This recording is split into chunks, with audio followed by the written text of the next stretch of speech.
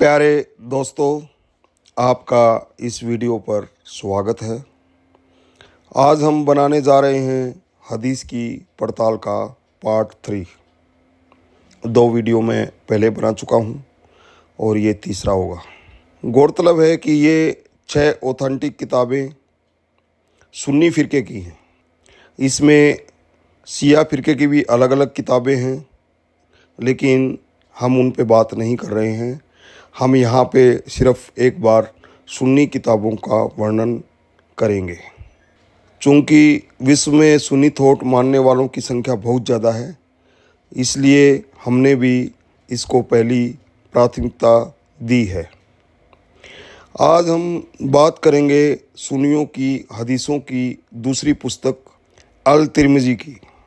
अल तिर्मिज़ी के संकलनकर्ता का पूरा नाम मुहम्मद इबन मूसा इबन सावरा इबन मूसा इबन अल साहक अल सुलामी अल बुद्दी अल तिर्मिज़ी है।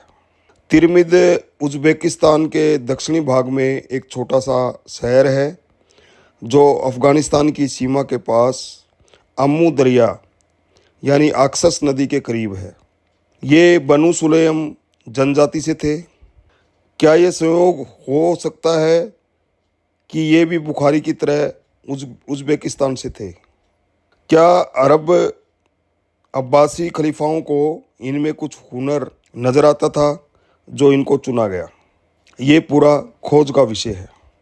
इनका जन्म 824 ईस्वी में हुआ और ये भी इमाम बुखारी की तरह अब्बासी खलीफेट के मामून अल रशीद के शासनकाल में हुए हैं।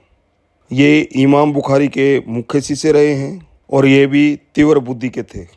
इनकी निजी ज़िंदगी के बारे में कुछ ज़्यादा जानकारी उपलब्ध नहीं है, पर जितनी हमारे पास जानकारी है उतनी हम आप लोगों के बीच शेयर करेंगे। इन्होंने हिजाज, मिस्र, शाम, कूफा, बसरा और बगदाद की यात्राएं की और हदीसों के विद्वानों से हदीस का संकलन और ज्ञान सीखा। इन्होंने इमाम मुस्लिम, इमाम अबू दाऊद, अहमद इबन मनी, कुतैबा इबन सईद, मुहम्मद इबन अल मुमैना और मुहम्मद इबन गायलन के तहत हदीसों का अध्ययन किया। सारांश ये है कि सारी कड़ियाँ एक ही जगह जाकर जुड़ती हैं। सब में 99% तक समानताएं हैं। कुछ लोगों का कहना है कि ये जन्म से अंधे पैदा हुए थे। बुखारी के बारे में भी यही कहा गया था, इमाम बुखारी के बारे में, कि वो उनकी आंखों की रोशनी बचपन में चली गई थी, पर यह बात सच नहीं है। बाकी जो लोग कहते हैं कि मरने से 2 साल पहले इनकी आंखों की रोशनी चली गई थी और ये अंधे हो गए थे, क्योंकि ये अपने गुरु इमाम बुखारी की याद में इतना रोए थे कि अंधे हो गए थे। इन्होंने लगभग 4234 हदीसों का संकलन किया। इनकी हदीसों का वर्गीकरण सही, हसन, गरीब आदि आदि है। इसमें 8 मुख्य विषयों को शामिल किया गया है, इसलिए इन्हें जामी अल तिर्मिज़ी कहा गया है। इनकी किताब जामी और सुनन दोनों है। 892 ईस्वी में 17 वर्ष की आयु में इनका निधन हो गया। इनको उज़्बेकिस्तान में तिर्मिज़ से 60 किलोमीटर उत्तर में सेरोबोड के भारी इलाके में दफनाया गया। आज हम इन पे सिर्फ इतनी ही बात कर पाए। अब हम आगे बात करेंगे हदीसों की तीसरी बड़ी किताब सुनन अन-नसाई के संकलनकर्ता के बारे में। इनका पूरा नाम अबू अब्दुर्रहमान अहमद इबन शुएब इबन अली इबन सिनान इबन भै अल खुरासानी अन-नसाई है। ये तुर्कमेनिस्तान के एक शहर नासा में पैदा हुए, जो मक्का से 2707 किलोमीटर दूर है। यानी आप देखिए, समानताएं देखिए कि मक्का से ये शहर कितनी दूर है और ये वहाँ बैठ के हदीसों का संकलन कर रहे हैं। हदीसों का कोई संकलनकर्ता मक्का, मदीना या उसके नज़दीकी शहर का नहीं था, इसलिए हमारा शक और भी पुख्ता हो जाता है कि इसमें ज़बरदस्त घाल मेल किया गया है। क्योंकि जो व्यक्ति स्थानीय नागरिक वहाँ का नहीं है तो वो व्यक्ति उन हदीसों के संकलन पे कैसे काम कर सकता है, ये बड़ा खोज का विषय है। अन-नसाई का जन्म 829 ईस्वी में हुआ। इन्होंने 5270 हदीसों का संकलन किया। अन-नसाई की 4 पत्नियां और 2 गुलाम औरतें थीं। हालांकि कहा जाता है कि ये गुलाम औरतों से भी बीवियों जैसा ही व्यवहार करते थे। यहाँ पर एक प्रश्न चिन्ह ज़रूर लगता है कि कुछ मुसलमान कहते हैं कि इस्लाम आने के बाद गुलाम प्रथा ख़त्म हो गई थी, लेकिन यहाँ पे इन्होंने 2 गुलाम औरतें रखी हुई थी। ये न्यूबियन कपड़े पहनना पसंद करते थे और इन्हें मोटे ताज़ा बदिया किए हुए मुर्गों का मीट बहुत पसंद था, यानी ये बहुत शौकीन व्यक्ति थे। इतने बड़े परिवार में इनको केवल एक बेटा हुआ जिसका नाम अब्दुल करीम था, यानी 4 बीवियाँ और 2 गुलाम औरतों से सिर्फ एक बेटे की ही पैदाइश हुई।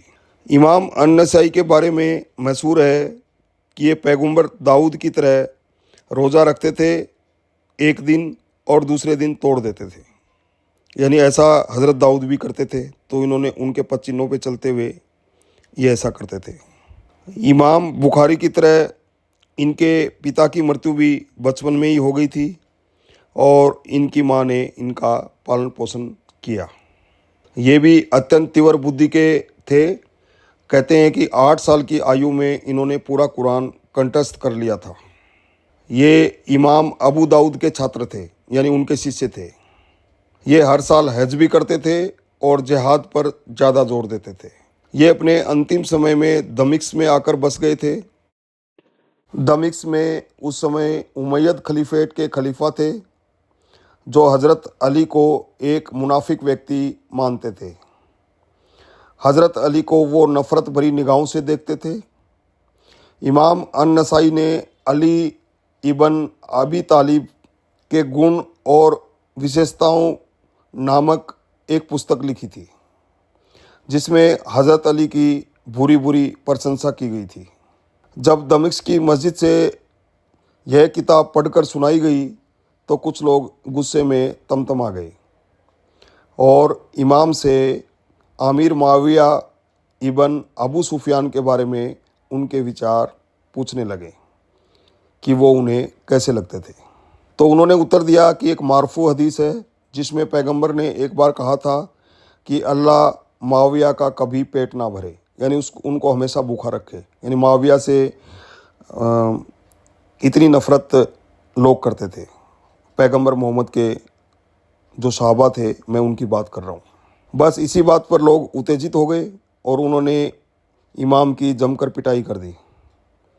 उनको इतना पीटा गया कि उनको घायल हालत में और गंभीर हालत में मक्का लाया गया और इसी पिटाई के कारण उनकी 915 ईस्वी में मृत्यु हो गई।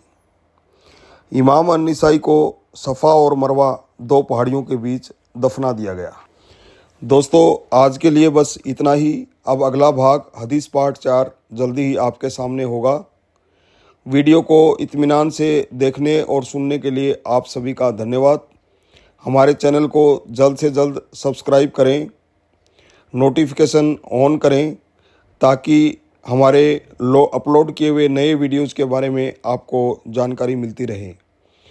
वीडियो को ज़्यादा से ज़्यादा लाइक और शेयर करें, कमेंट करें ताकि हमें एक नई ऊर्जा मिले।